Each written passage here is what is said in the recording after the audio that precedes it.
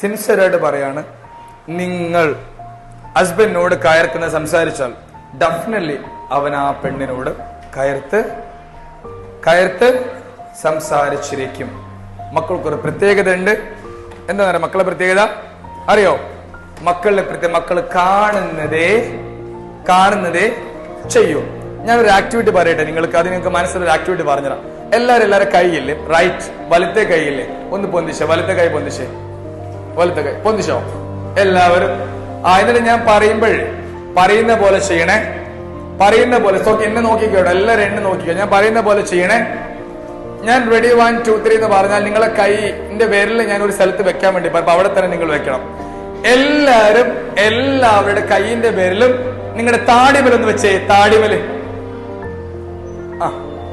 നോക്കിയേ, എല്ലാരും കൊണ്ടുവച്ചത് എവിടെയാ? ഇവിടെ. ഞാൻ എവിടെ വെക്കാൻ പറഞ്ഞേ?